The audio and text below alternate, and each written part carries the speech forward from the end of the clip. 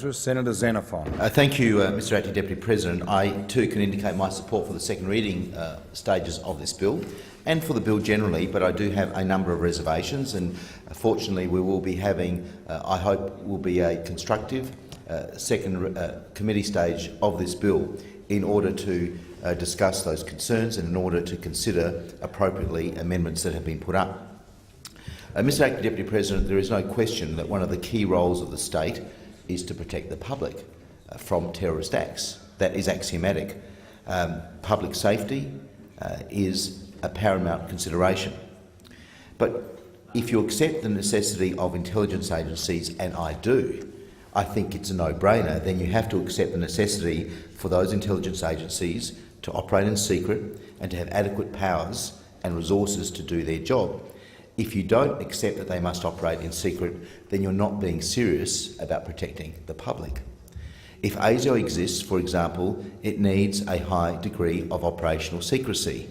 It needs to assure all its current and future sources and all current and future partners here and abroad that it will keep their secrets. Failure to do so in one case affects its credibility in all cases. Thus, any compromise of ASIO's credibility when it comes to protecting its secrets in one area could affect its credibility in relation to sources and methods in all areas. Similarly, if we are to have an effective ASIS, then it too needs a high degree of operational secrecy. To deny its operational secrecy is to deny its ability to exist. However, national security is and must be a key goal and one of the key roles of the state to protect its citizens from harm, from terrorist attacks. It must never be an alibi for abuses of power. I have grave misgivings, therefore, about some provisions in this bill that impose harsh penalties for disclosure of intelligence information with no consideration given to a public interest exemption. Let me give two examples that are not hypothetical. The first relates to so-called Witness K. I refer to reports that the Australian government had breached international law by ordering the Australian Secret Intelligence Service, ASIS, to bug East Timor's cabinet rooms during the 2004 bilateral negotiations over the Timor Sea Treaty relating to oil and gas. This cannot possibly have anything to do with national security. East Timor is no threat to Australia. At the time of the special operation carried out by ASIS, East Timor was the poorest country in Asia, and during the Indonesian occupation it had suffered the largest loss of life relative to total population since the Holocaust. A key whistleblower here is a former Australian spy who is said to be the Director of all technical operations for the Australian Secret Intelligence Service, which allegedly conducted the bugging operation using the Australian aid program as a cover. This aspect of the allegations is extremely disturbing. If the espionage operation used the Australian aid program as a cover, then it has endangered the safety of Australians who are good, well-intentioned people who go overseas to many parts of the globe in order to work with those who are less fortunate. As the Age editorial of the 11th December 2013 stated, deceit of this kind brings suspicion to all non-government aid workers, irrespective of who they are and what they do. It runs the risk of endangering all legitimate aid workers who seek to help the disadvantaged. Aid agencies operate in extreme and difficult conditions, often on the front line of danger and often in countries where they are constantly at risk from brutal regimes. They dare to help when no one else will. To deploy intelligence agents under the cover of aid workers is to exploit the fragile trust that aid agencies must forge with their host country. It weakens their security because it discredits altruism. That was the Age editorial back in 2013. We should be grateful that the ex-ASIS whistleblower, and to others like him, the whistleblower known in the press as Witness K, has not endangered Australia's national security. Instead, he has shone a light on a most disreputable episode in Australia's foreign policy. It is unjust to pass a law that would send someone like him to prison for up to 10 years. It is unjust to pass a law that would deprive someone like him of his freedom for a substantial period of his life without any consideration of his motivations, nor indeed of the public interest considerations in respect of that. Whistleblowers like him do not appear to be motivated by money or career prospects. Rather, they appear to be moved by a sense of duty to answer the call of basic human morality. This bill makes no distinction between people like him and people who would do us harm. And let me put this in perspective so that the attorney does not misunderstand where I'm coming from on this.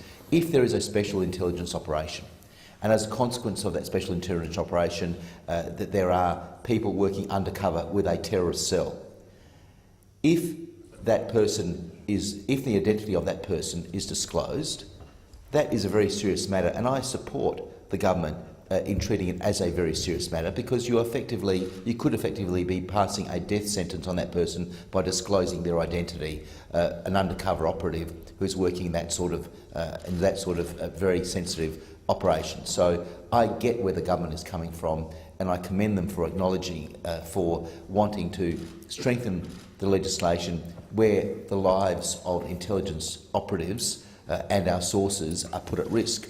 But in the case of Witness K, that is a clear distinction. That is something that I think is very, very different from the circumstances which I have just set out. And in those circumstances where I believe it was in the public interest to know about that operation, a matter where international law, I believe, was breached in respect of that, then that person, Witness K, cannot be treated in the same light as someone who is endangering the lives of security operatives who are working to protect Australia's interests. There's also the case of Dr Hanif. My colleagues will also be familiar with the case of Dr Mohammed Hanif, an Indian national who was arrested at Brisbane Airport on the 2nd of July 2007 in connection with a failed London bomb plot. Actually, it was in Glasgow, I correct that. Dr Hanif was held for 12 days before being charged with providing support to a terrorist organisation. This is an offence for which he could have been jailed for up to 15 years. The charge was unsustainable and was quickly dropped. Meanwhile, his immigration visa was cancelled on character grounds. This was later found to be unlawful. The Honourable John Clark QC conducted an inquiry into the Hanif case. He concluded that Hanif was wrongly charged because an individual AFP officer, Commander Ramzi Jabbour, had, quote, lost objectivity and was unable to see that the evidence he regarded as highly incriminating in fact amounted to very little. No disciplinary action was recommended to Commander Jabbour, and I want to emphasise, Mr Acting Deputy President, here that the inquiry found that Commander Ramzi Jabbour was, quote, impressive, dedicated and capable, yet he was acting selectively, even cynically. He was keeping evidence that might exonerate Dr Hanif from the magistrate who was detaining the doctor in the Brisbane lockup, and also keeping evidence from Immigration Minister Kevin Andrews, who cancelled his visa. This is where this bill is weak. It assumes a best-case scenario at all times, and the impeccable behaviour by all concerned. Yet Commander Jabbour was not a bad person. Indeed, the inquiry found that he was presented as a committed, professional and competent individual and was held in high esteem by the officers he led. If this operation or something like it had been a special intelligence operation, and this, in the Hanif case, it was an overt, not a covert operation, but it could have just as easily have been a covert operation, the details could not have been reported unless the reporter was willing to risk up to 10 years in prison. It should not be left to prosecutorial discretion whether a reporter would be tried in such a case. There must be a public interest exemption, or at the very least, and I'm moving an amendment to this effect, that public interest matters must be considered in the course of fixing a penalty. Now, on the issue of disruption of target computers and third-party computers, and I am grateful to the Attorney's Office for the communications I've had with them, and I'll refer to the response I received just a few minutes ago. But I do want to set out the concerns that have been expressed to me by people that work in the field of cybersecurity. The bill allows the targeting of third-party computers. In other words, it allows ASIO to break into computers belonging to innocent people in order to obtain covert access to a target. What happens when ASIO accesses the servers of an internet services provider to read the emails of a target? If ASIO has obtained the cooperation of the company, or if the systems administrator, by virtue of the ASIO affiliate scheme, then they will be able to do what they need to do with no disruption to the network. So far, so good. But what happens if ASIO decides to breach a system without the consent of the company? If the company spots the intrusion and tells all its clients that it has been attacked, Would that be disclosing information about a special intelligence operation? Now, the Attorney's Office has indicated to me in an email, and I'm grateful for that, that would not be the case, but it would be useful in the context of the committee stages simply to confirm that, because that has been a real concern that's been expressed to me. Another problem that I can foresee is that an attempt to enter a network undetected is usually accompanied by privilege elevation, seeking to elevate low-privilege users to super user. This is because user accounts can only read, write their own data and run some applications, but systems accounts can read, write any data and run all applications. Successful privilege elevation would allow ASIO continued access via so-called rootkits or so-called backdoors. A backdoor is a method of bypassing normal system authentication, accomplished by installing software on the host, using remote access administrative tools and exploiting vulnerabilities in the target system, in other words, such as default administration accounts. While a symmetric backdoor can be used by anyone, an asymmetric backdoor can only be used by the attacker. A rootkit is a stealthy backdoor which provides persistent privileged access to a system. It is usually installed after the attacker has gained system-level access. It can alter system logs and registry values. What happens if another outfit, an individual hacker or group of hackers or foreign government signals intelligence directorate, detects the rootkit and also gains access after ASIO has done its job? Won't the target be permanently weakened? So the question I pose, and I pose it genuinely and sincerely, is what safeguards are there so that we won't make systems more vulnerable as a result of an intelligence operation to those that have evil intent towards Australians? On the issue of oversight, as the Right Honourable David Davis, a leading figure on the backbenches of the UK Conservative Party and editor of The Future of Conservatism, Values Revisited, has argued, and I quote, "Security services handpick recruits who are intelligent, tricky, quick-thinking and determined, the sort of people who will pull out all the stops to protect the public. This is exactly what our spies should do. However," he says, "it is inevitable that any big bureaucracy, government departments or agencies will at some point misuse the powers it has and the data it holds. If we can't trust government departments, the Met or even our health service to respect our privacy and personal information, we should not trust the security services either. As David Davis points out, we, quote, "we cannot expect James Bond to behave like Mother Teresa." That is why there must be clear limits on the spy's powers. I would like the Senate to call on the government to investigate the establishment of a committee independent from the executive arm of government to oversee Australia's intelligence services, and similar in operation to the FISA, the Foreign Intelligence Surveillance Act Court in the United States, and the Parliamentary Control Panel, the G10 Commission and the Confidential Committee in Germany. I so move my second reading amendment to that effect, Mr Acting Deputy President. There is clear judicial oversight in the United States. The FISA Court, consisting of 11 federal judges who are appointed by the Chief Justice of the United States, meets in secret, allows only the government to appear before it, and provides an annual report to Congress concerning its activities. There is also clear legislative oversight in the United States. The intelligence committees and judiciary committees in the Senate and the House of Representatives exercise general oversight over all intelligence collection programs, and committee members are regularly briefed.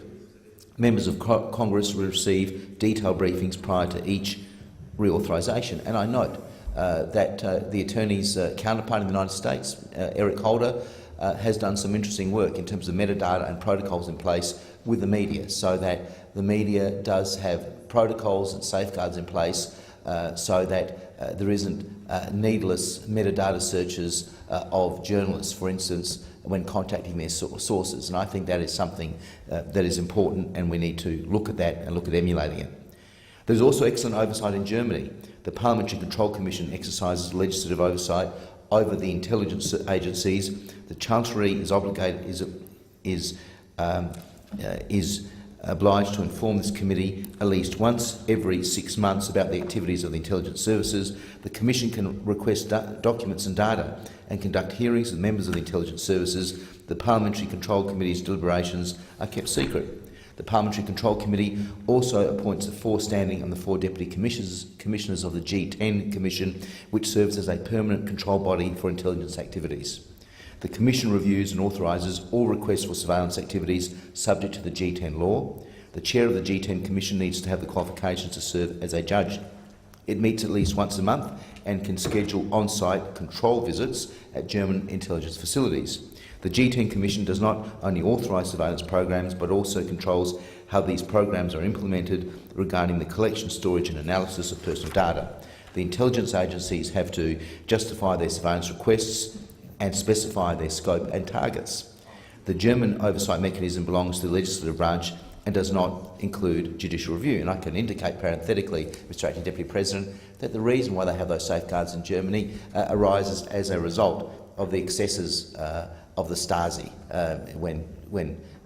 with communist East Germany about their enormous surveillance of citizens, and it is a response, in a sense, when Germany was reunified to deal with those excesses and have those safeguards. So the awful excesses of the Stasi could never ever be repeated in Germany.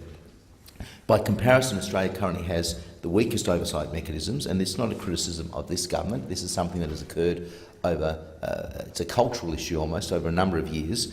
It lacks institutionalised review of surveillance programs from both the legislative and judicial branches of government, despite claims that Australia's courts may be unable to evaluate intelligence expertly. Courts routinely evaluate complex evidence in other areas, from complex corporate transactions to elaborate taxation schemes to highly structured trust arrangements. Courts do not typically object that they lack the expertise in the complex areas of commercial litigation, taxation or mergers and acquisition deals. I believe that our courts have the capacity, our judicial officers have the capacity to provide the sort of oversight that they have in the United States and in Germany and indeed in the United Kingdom.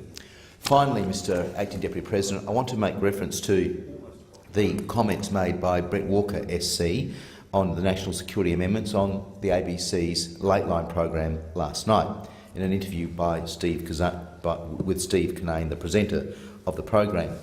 I will refer to this more in the committee stages of this bill, but I think it is fair to say that Mr Walker had some views as the former the first independent national security legislation monitor, someone who's highly respected in the legal profession nationally in this country.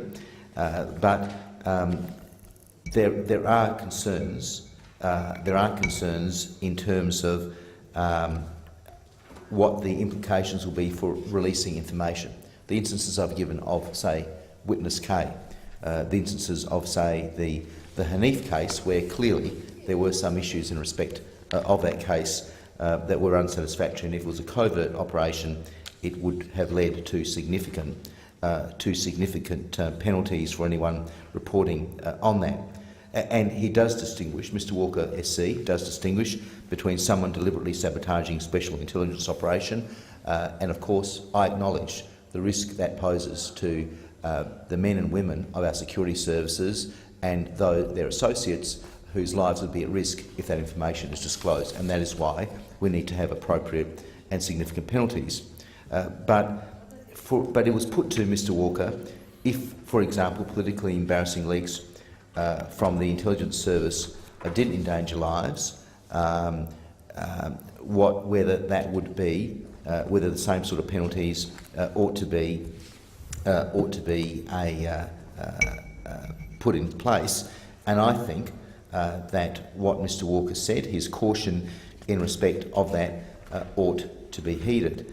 I am concerned that there is no distinction made between someone who is clearly acting in the public interest, where there is no question of an intelligence services, an intelligence officer's life being at risk, or indeed the operation being at risk, such as the Witness K example with respect to East Timor.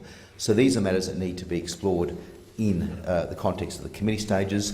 I have provided the Attorney's Office details in advance of some of my concerns, because I do want there to be a constructive discussion in relation to this. I genuinely want to engage with the government in respect of this, but I have concerns that some parts of the legislation have gone too far without adequate safeguards, and I think that is why this committee stage of this particular bill is particularly important.